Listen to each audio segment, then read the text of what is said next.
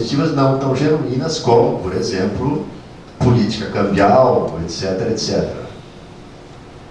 Ou até alguma coisa assim que eu me lembro uma vez num debate, né, na televisão, no intervalo, eu discuti com um empresário aqui de São Leopoldo, de calçados, né, disse, pô, como é que os chineses conseguem, o salário no Brasil é baixo, como é que eles conseguem ser mais competitivos que nós e tal, né? Aí eu disse para ele, foi no intervalo, claro, não no meio do programa, porque não é o tipo de coisa que a gente fala no ar, ao vivo, né? Aí eu disse para ele, olha, mas assim, dá para dizer que existe um certo dumping social na China, porque assim, o cara mora numa casa que foi a prefeitura e construiu para ele. O cara na época tinha até algo tipo ticket de alimentação. Quer dizer, então a empresa contrata o cara, se pagar para o cigarro e não sei o que, o cara acha bom, porque o resto o governo está dando para ele. Então não precisa o salário ser muito alto. Né? Agora no Brasil não. Fora a Previdência e o SUS, o governo não dá mais nada para o trabalhador. O empresário tem que pagar tudo para ele, no salário. Então é uma situação muito diferente. Aí o cara ficou pensando assim, pá, não tinha pensado nisso. Não, pois é. Os países, enfim, as sociedades são diferentes. Né? Bom, aí vira o século, né? E vira o século e, né, na virada do século nós temos, né, nas duas grandes economias do Mercosul, problemas na área cambial, né, por causa de dívida externa, enfim, né, tanto o Brasil como a Argentina enfrentam o Brasil em 99, a Argentina depois de 2001, 2002, crises cambiais muito graves. Né? O Brasil teve a fortuna de ser escolhido pelos Estados Unidos para ser ajudado. Então, né, o secretário do Tesouro americano chamou o FMI e disse, ó, quanto vocês podem dar para o Brasil? O que faltar a gente põe. Enfim, o Brasil recebeu aquele mega refinanciamento lá de 50 bilhões, acho que foi isso, perto disso, né? Naquele momento ali, né? E a Argentina, deram uma banana para a Argentina teve que entrar nesse processo quase interminável de renegociação de dívida, enfim, né? Que até eles conseguiram um resultado razoável, eles conseguiram pagar só 25% da maior parte da dívida. E com isso conseguiram atravessar, mas isso é um processo que demorou muito tempo e tal. Mas assim, né, no fim da primeira década desse século, nenhum dos dois países tinha mais problema cambial e até ao contrário, a gente tinha acumulado reservas. Né? Muito porque houve sim, né, um crescimento das nossas exportações, o saldo comercial ficou grande e esse saldo comercial permitiu tanto ao Brasil quanto à Argentina acumular um volume considerável de reservas, né, que o Brasil está preservando até hoje, a Argentina já dilapidou tudo. Eles entraram num processo meio suicida de reendividamento que completamente inexplicável, que não precisava. Não sei porque que o governo argentino está fazendo isso, mas enfim, deve ter lá as suas justificativas. Eu não consigo entender como é que o país que não tinha mais dívida externa está fazendo dívida externa para quê? Né? Se não cresce, o desemprego só aumenta, não tem investimento, não acontece nada no país e está se endividando ainda por cima.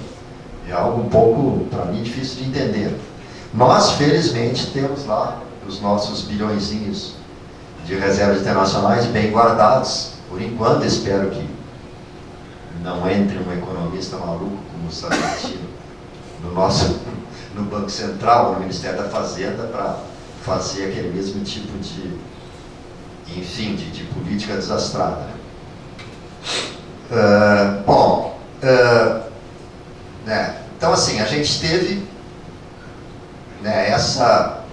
E nessa mudança, quer dizer, o Mercosul foi, né, na década de 90, cresce muita corrente de comércio contra o Brasil. A gente vai ser deficitário na década de 90. E depois, na virada do século, acontece o contrário.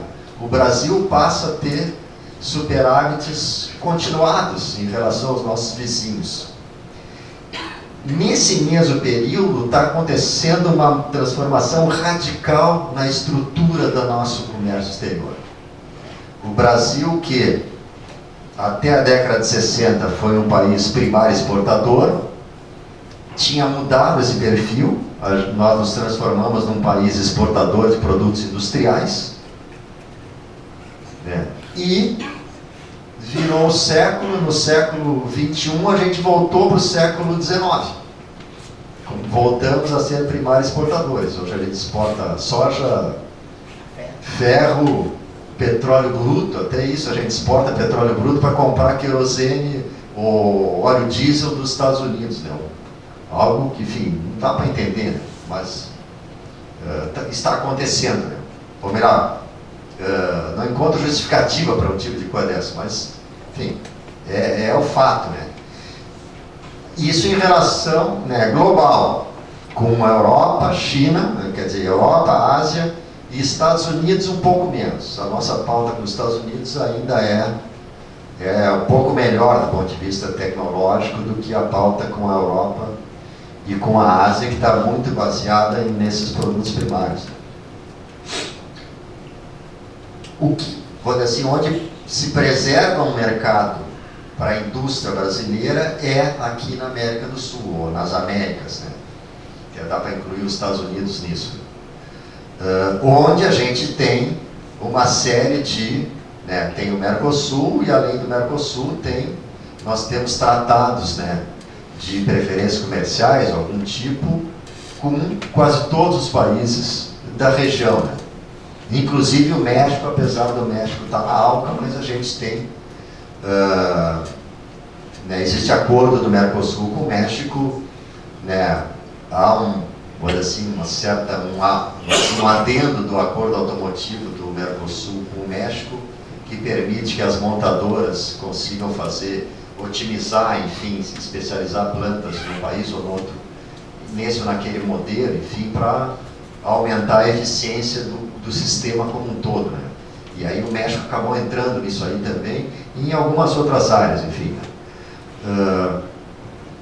Então, assim, a gente já tem um certo espaço na América do Sul, e esse espaço, do ponto de vista, vou dizer assim, tecnológico e de valor adicionado, ele é melhor, né? Porque a gente exporta principalmente produtos de maior valor agregado. Bom, além disso, acho que tem uma coisa do mundo também que está acontecendo aí a partir da segunda década desse novo século, ou talvez que se acelera depois da crise internacional lá de 2007, 2008, 2009, enfim. Os Estados Unidos, né, começou a sair, não sei até que ponto, com consistência, né, enfim, sustentavelmente.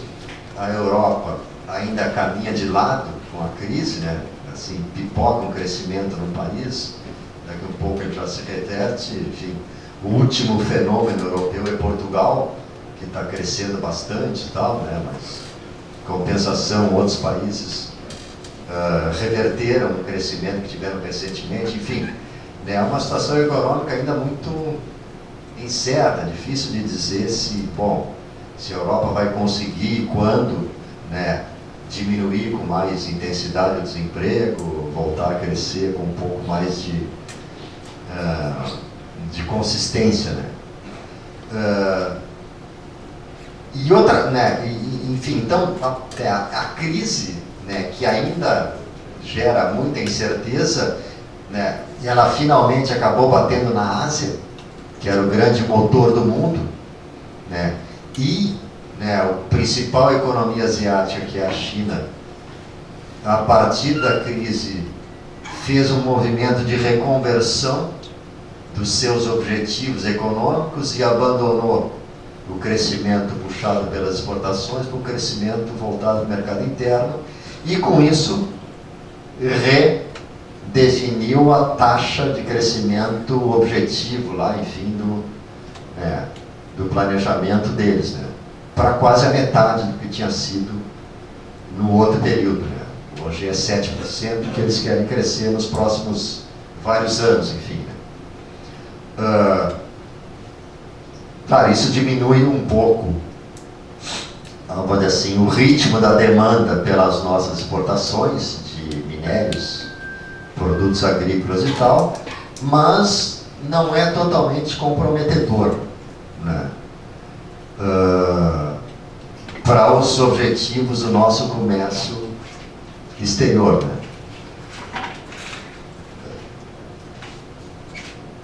E a outra reação à crise que vai acontecer é um retorno um pouco assim do protecionismo, do isolacionismo e do, alguns chamam,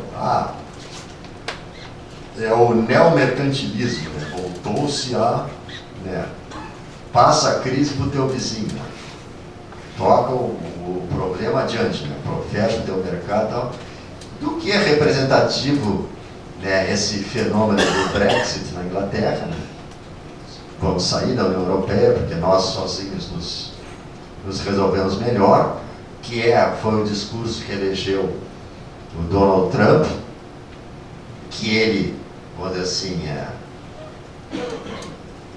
não tem conseguido implementar da maneira, imagino que o eleitorado dele queria, mas algumas iniciativas já estão claras, né? Que o doutor Frederico aí tinha feito menção, né?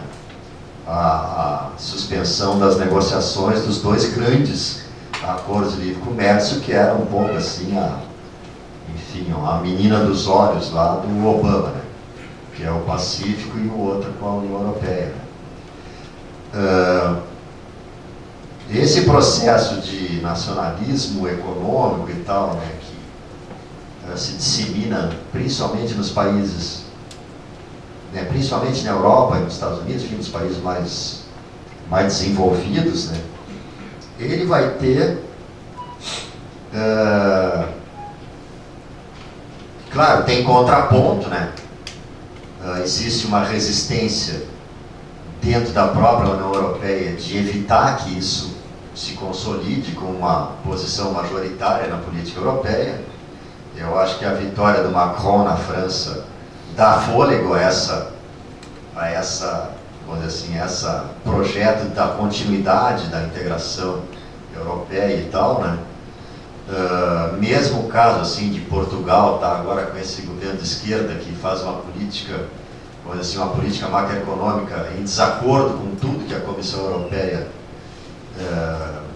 propõe, mas eles não falaram nunca em sair da Europa, nada disso. Eles querem continuar dentro da União Europeia e tal, eles querem mudar a União Europeia por dentro, bem diferente da posição, sei lá o quê, né, que ganhou lá o plebiscito na Inglaterra, né?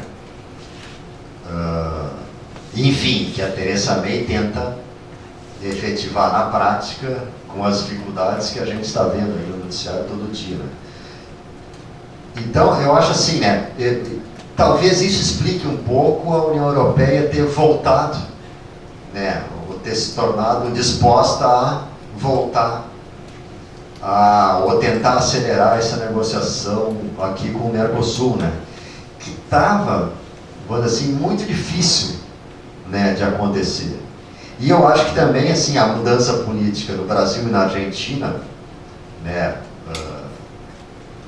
do ano passado para cá, os dois governos defendendo, né, uma posição muito mais liberal na questão das relações econômicas internacionais, também, vamos dizer assim, aproxima, né, as posições de um lado e do outro do Atlântico para dizer, não, vamos retomar aquelas negociações e tal. E aí eu vou, enfim, né, um pouco para concluir, falar da minha avaliação desse processo.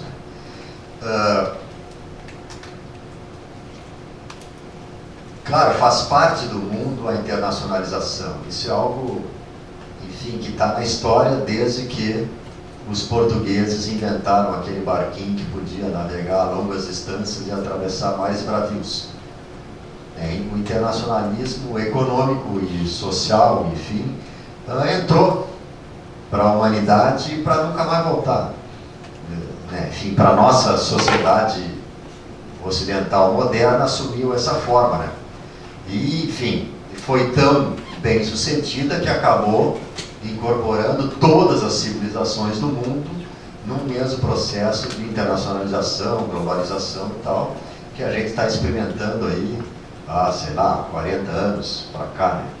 Uma segunda grande onda de internacionalização, tão ou mais importante como foram lá as viagens do Gama ou do Cabral, como foi o processo de internacionalização na época do imperialismo, ali, fim do século XIX, começo do século XX, está havendo uma terceira onda grande disso. Então, assim, internacionalizar cultura, sociedade, economia, isso é uma coisa inexorável.